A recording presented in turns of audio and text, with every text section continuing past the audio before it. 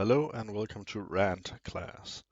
So today I'm gonna talk about something else in my life. If you listen to all the other stuff I put out, you will find out that I had a troubled past, and I do have some stuff in my past that is hard to live with, but I do it as best as I can. And the thing I will talk about today is anxiety. Um, and what it is and how it feels like. And I can only speak out of what I've been told by others and what I have experienced myself. I myself have more than one form of anxiety, and it's not something I wish for anyone to have because it's not that pleasant to have. Um, it's been a while since my last attack. Um, it was at a meeting, and my bank account had been fairly trashed by a hacker. I don't know how they did it, but they got my card info and just took everything I had. And then I had to go to a meeting where I found out I wasn't alone. There was 50 other people, and I couldn't handle it. I could barely breathe. I had to run out of the building and sit in my car and cry, and I couldn't get my hands off the steering wheel. And then the person teaching it came out and asked if everything was okay, and I couldn't speak at first, and the person then told me it's okay. I give you time, and then I will come back in 5 minutes. And 5 minutes later, I was in a state where I could talk again and where I could loosen the grip in my fingers. And I said, well, I do have social anxiety, and my entire mental balance had been drained that morning by finding out that my account had been on zero because of a person who just took all my money from my that account, and and that was the last time I had that feeling, and that's actually not that far ago. That's only a year ago, but I have trained since I got the diagnosis. I was told about that the more you do it, the more your brain will know not to react in the crazy way it did in that example. Because if you get used to walking down the street and then at some point the pathways in your brain will link together new pathways. So you won't always see that going down the street as something fearful, but you will see it as just going down the street. You might still get fearful, but not at the same level as before. And anxiety comes in many forms and stages. I know one person who, if you go to the person's house and knock on the door without telling that you're coming, the person will hide in a panic room because of that level of anxiety. And that's insane. That's unbelievable. I couldn't imagine living like that. And I've started in the middle where social situations always made me cramp up and sweat a lot and really, really feel uncomfortable and always looking around, listening to what everyone was saying. Because what if they spoke about me? What if they were telling someone about me something untrue, or they were just talking about me? It was made my chest bump. And I had someone ask me once when we were eating lunch why I was always looking around. And then I said, well, we are sitting in a giant cantina right now. There's 500 people here. And I'm trying to listen to what you people are saying. I'm concentrating on your four conversation right now.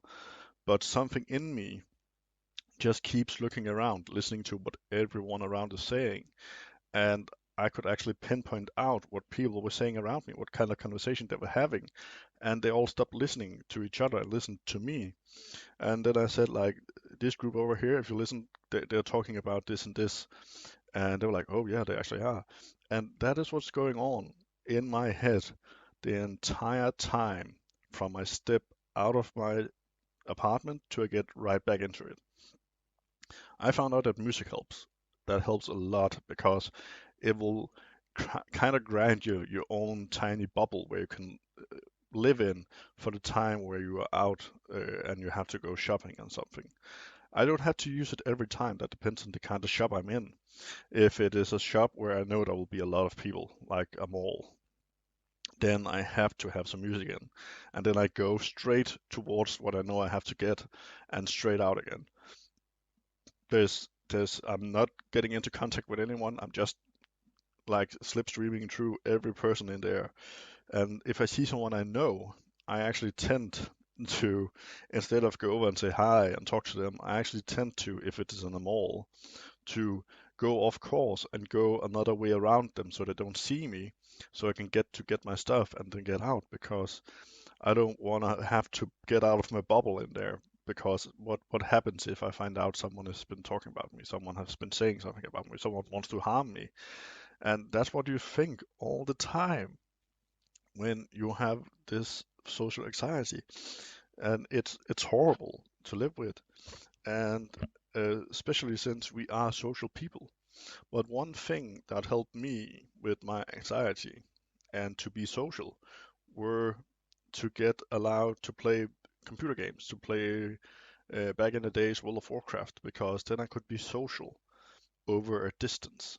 I could be talking with someone on TeamSpeak or via the client, and we could chat and have fun and laugh, and we could do stuff in game, and that was wonderful. And that experience helps you find people out there who you don't have to meet necessarily. You can meet them in the end. I did that once where I was in a clan and we a guild as it's called, and we were all from the same country. And then we were like, well, we should get together just to see each other. And uh, I think we got together like 25 people in a yard somewhere, and it was actually pretty cozy. But at that point, I have known these people for over a year, and I have gotten used to them, and I didn't fear that interaction with them so much. But if I have to meet a new person that I don't know, then my heart is pumping, my hands are getting all sweaty, my back is getting sweaty, my chest is getting sweaty, and it's just pouring water all out of you, and you're standing there. I tend to, my hands begin to open and close a lot, and just yeah, cramp up, and you go like, oh shit, and then you begin to talk to the person, and it is hard at first, but as soon as you get to the point where you can see this person is not a threat, this person has no power over you, this person is just an old person, your body begins to calm down again and you can actually talk. It takes some time. I have learned over time how to my body to do it. It's not that easy to learn. You have to go out and actually do it to learn it.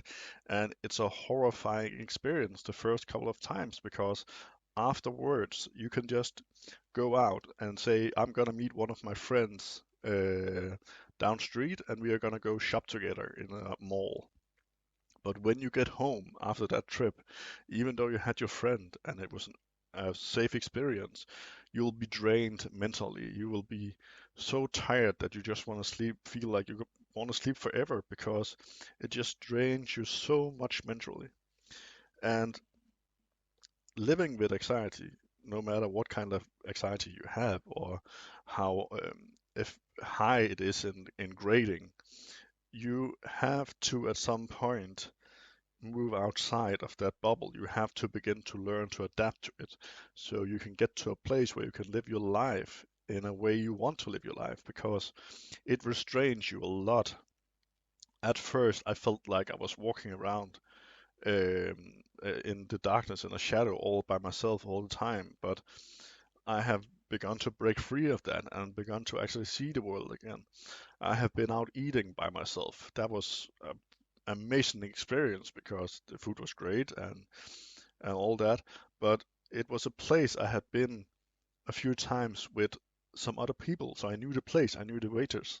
I even have got the names of the chefs, and then I got in there to eat myself one day at lunch, and I got a table and I sat down. I began to sweat, and then I took a deep, deep breath. Where you take all the air in you can and just hold it in for like a minute and slowly exhale again. That kind of reboots your body. And then I was like, okay, I'm calm, I'm calm. And then took out my phone. I looked a bit around on the internet, put it away, and then I got my food. And then I concentrated on my food and I ate it and got out of there.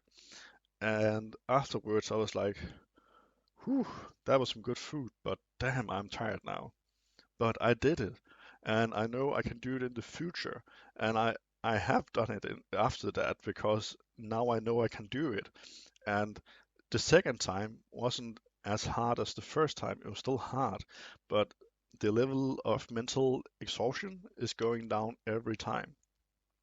So, as one living with several types of anxiety, my advice to you, if you have anxiety or if you know someone who has it, is to begin to look into the anxiety you are having. Find out what is the cause, because there can be many kinds. There could be fear of horses, fear of cars, fear of people, fear of water. I don't know. And then you have to slowly try and learn your body that this is not evil. This will not hurt you in a safe way, of course. So if you are like me, I was lucky. I had a great teacher at that point. And I had some fellow students who actually helped me getting out of my bubble, who helped me go to a party. I'd never been to a party in my life at that point. And I went to a party with these people and I was horrified like hell. And I got there and it was all relaxed. We were just talking. Some people was drinking and it was fine. And I even got to go within to the city with them one night. And holy shit, that was a hard experience. I was drained for 2 days after that, but I did it. And that is the way I taught myself via my teacher, my psychiatrist, and nurses to overcome some of my fears, were to slowly move into that bubble of fear, taking one step in and looking at, okay, I'm in now. Is this dangerous or not? And then trying and trying and trying again until the point where I learned that, okay, this first step in here, that's actually not that dangerous.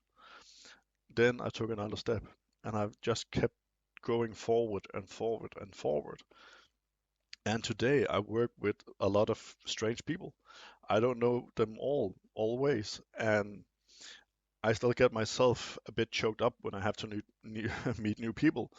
But I do it every day, and it's an amazing experience to have been one who did not go out, who didn't have a social life, who didn't go to the city to get drunk with anyone, who just were in my our own tiny little bubble, to being someone who's actually living my life more than I did before, and it's amazing. And and I hope this podcast, if as I said before, if you know anyone with anxiety or you have anxiety, that it can help you give an idea of how it is to live with it, or how you can begin to chip away at the fear, how you can begin to regain your life. Because fear can arrive at any point of your life. It can come after a long, hard life where something had happened to you. But that's how it is. And that means you can also begin to remove it again.